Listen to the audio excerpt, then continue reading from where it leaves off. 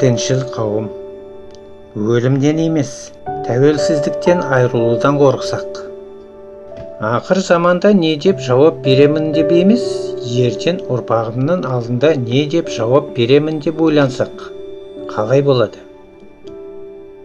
Жаман айтпай жақсы жоқ. Ойланып қараңызшы. 2020 жыл келді.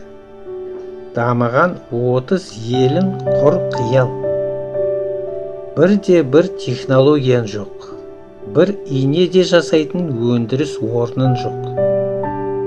Біз Мұхамеджанның отты сөздеріне ұйып, Айнұрдың тәтті сөздеріне бас шолғып, екі сақал өсіріп, Төреғалиды кешіріп, өнер қырандарына мәз болып, асыл дінімізге адал боп, 40 шапан жамылып, 30 орамал тағынып, өмір өткізсек не болады?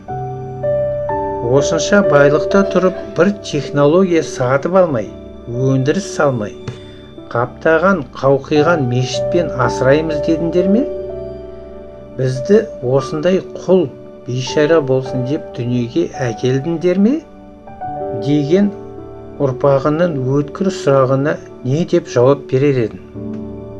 Дұғада болайық, шүкір деп жұмыс беруші Қытай қожанның қолын сүйіп отыра бересіңдер ме?